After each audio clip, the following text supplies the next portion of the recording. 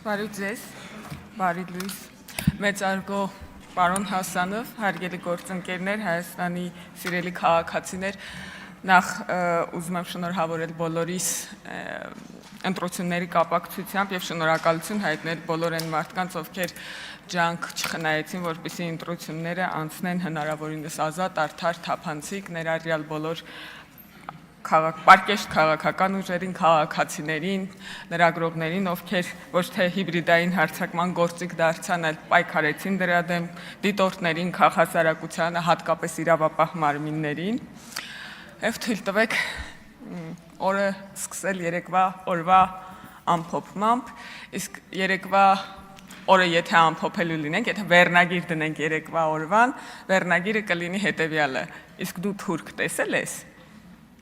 Ճիշտն ասած, սրանից մոտավորապես մի տարի առաջ ավել պակաս, երբ որ շարժում էր ձևավորվել, ուժեղ Հայաստան, չէ, մեր ձևով շարժումը, ով որ ինքն իրեն անվանում էր ապաքաղաքական, բայց հավակնում էր մասնակցել քաղաքական գործընթացներին, ես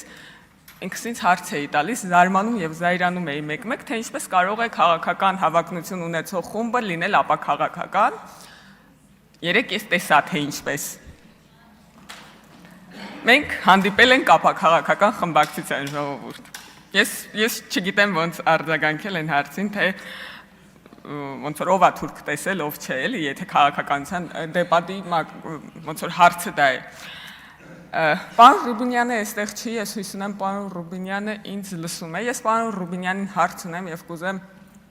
նշի իր մոտ եւ եզրափակիչ ելույթի ժամանակ պատասխանի հետեւյալ հարցին. Արդյոք պարոն Ռուբինյան, դուք արդյոք ուրիշ որևէ ազգի ներկայացուցիչ տեսել եք։ Եվ խնդրում եմ թվել են բոլոր ազգերի ներկայացուցիչներին, որոնց երբևէ տեսել եք։ Եվ բաժանել նրանց երկու խմբի։ Ում եք տեսել հեղափոխությունից առաջ եւ ում եք տեսել հեղափոխությունից հետո։ Ես ուզում եմ, որ մեր ընդդիմադիր քաղաքացիները իրենց ներկայացուցիչների միջոցով նաև իմանան, թե դուք ուրիշ որ ազգերի ազդեցության տակ կարող էիք լինել։ Չեմ ակնկալում, որ դուք կպատմեք, թե օրինակ ձեր տեսած պայմանական ռուսների կանտովկեքը ինչ ձևի էին, բայց գոնե թվարկեք, որովհետև դե ելույթի ժամանակն է քիչ լինելու։ Պարոն Ռուբինյանը ասում է, որ ինքը չի ակնկալում, բայ Հայաստան դաշինք չկա։ Իսկ ամեն ինչ այնքան լավ էր սկսվել։ Մի օր դիմացան ժողովուրդ, մի օր դիմացան աշխատելուն։ Հույս ունեմ ինչ-որ պահի կգան, որովհետև իրանց ելույթների նույնպես բան ունեմ արձագանքելու եւ առաջարկելու իրականում։ Պարոն Ռուբինյանը ասում է, որ ինքը չի ակնկալում, որ ընդդիմադիրները իրեն կընտրեն։ Ես համաձայն չեմ, պարոն Ռուբինյան, ձեզ հետ, եթե դուք ինձ լսում եք, ես ակնկալում եմ, որ ձեզ կընտրեն, որովհետև ընդդիմադիրները ուրիշ թեկնածու չեն առաջադրել եւ ես կարծում եմ իրենք էլ համաձայն են, որ խորհրդարանում չկա ավելի լավ ազգային ժողովի նախագահի թեկնածու, քան դուք եք։ Հիմա իրանք փոխոսնակի թեկնածու են առաջադրելու եւ առաջարկելու են, որ մենք կընտրենք եւ ես կարծում եմ արդար կլինի, եթե ձեզ ընտրեն, մանավանդ որ Ուժեղ Հայաստան կուսակցությունը մի նոր մշակույթ է բերել, ընտրողներին տրակտոր։ Ես ձեզ ընտրելու եմ, պարոն Ռուբինյան, ես ձեզից տրակտոր չեմ ակնկալում, բայց խնդրում եմ, եթե այդպես է ձևը, ընտրողի ու չընտրողի միջև պետք է տարբերություն լինի, խնդրում եմ ինձ որպես ընտրողի արտոնություններ տալ, օրինակ, երբ որ ժամանակը սպառվի, թույլ տալ ելույթ ունենալ, իսկ ձեզ չընտրողներին ընդհատել կեսից։ Եթե տենց է ձևը, եկեք տենց աշխատենք, ժողովուրդ ջան, իսկ եթե ոչ, ես ակնկալում եմ, որ մեզ կընտրեն այնքան ընդդիմադիր падգամավորներ, ինչքան ընդդիմադիր падգամավորներ ակնկալում են, որ մենք կընտրենք իրանց առաջադրած փոխոսնակին։ Ես կարծում եմ դա կլինի որակյալ եւ այդ երեկվա առաջարկված մշակույթին համապատասխան ազգային ժողով։ Երեք Աննա Գրիգորյանը այստեղ կանգնած մեր վարկանիշի տատանումներից էր խոսում, դուք ասում եք 18-ին վարկանիշ ունեիք, 21-ին չունեիք, հիմա չգիտեմ ունեք թե չունեք։ Ոնց որ ժողովուրդ ջան, ձեր դարդը լացեք։ Մենք մեր վարկանիշը բարձրացրել ենք նախորդ ընտրությունների համեմատ։ Մենք 40,000-ով ավելի ձայն ունենք, դուք 130,000-ով ավելի պակաս ձայն ունեք։ Ոնց որ եկեք ամեն մեկս մի հատ մեր խնդիրների վրա ուշադրություն դարձնենք։ Լևոն Քոչարյանը ասում էր բանա. ԲՀԿ-ից մանդատները գողացակ։ ԲՀԿ-ից մանդատները գողացակ։ Ժողովուրդ ջան, հիշում եք ոնց տեղի ունեցավ դա։ Եթե մի քաղաքական գործիչ կա, ով որ այդ 3 ընտրատեղամասերի ձայները համառորեն գրառումներով, լայվերով պաշտպանում էր, ասում էր ժողովուրդ ջան, այդ մարդիկ ճիշտ է, ուշ են քվեարկել, բայց ազատ են քվեարկել։ Այդ քաղաքական գործիչը մեր կուսակցության փոխնախագահ Վահագն Ալեքսանյանն է։ Ասում էր եկեք չչեղարկենք։ Չէ, որ չէ, չեղարկեցինք, գնացին սահմանադրական դատարան, ասում են ամբողջ պետությամբ վերաքվեարկություն դրեք։ Ես ձեր բոլորի դիմումները կարդացեմ, ժողովուրդ ջան, ոչ մեկ 3 տեղամասի վերաքվեարկություն չի ուզել։ Բոլորդ ֆիկտիվ եք գնացել սահմանադրական դատարան եւ 3 ամբողջ պետության տարածքով վերաքվեարկություն եք ուզել։ Ինչի՞, սա գիտեք ինչա կոչվում։ Սա կոչվում է օգտագործել ամբողջ գործիքակազմը։ Չեղարկել, սահմանադրական դատարան դիմել ու ոնց որ մենք միակ դերակատարն ենք քաղաքական ուժերից, ով որ ԲՀԿ-ի հետ կապված ոչ մի բան չի ասել, էլի սա չեղարկեք թողնա չան։ Մենք ասենք ժողովուրդ եկեք ընդունենք քվեարկության արդյունքները իգիտություն։ Չէ որ չէ, մենք իգիտություն չենք ընդունում։ Այսինքն գալիս են ասում են դուք ԲՀԿ-ի մանդատները գողացաք։ Ով ումից ինչ գողացավ, ժողովուրդ ջան։ Ով ումից ինչ գողացավ։ Ես ճիշտն ասած մի հարց ունեմ նաև ուժեղ Հայաստան խմբակցությանը։ Ինչ կա հաջորդ վարչապետ Սամվել Կարապետյանից։ Կարա կեսօրվանից հետ հաշվարկ սկսեք, օրինակ մնաց 1786 օր։ Դից 5 տարի հետո ոնց որ նորից կմոտենաք այդ ձեր զրոյական կետին, որի վերջացրել էր հունիսի 7-ին։ Հրաժարվեց քաղաքացիություններից։ Ինչի օրինակ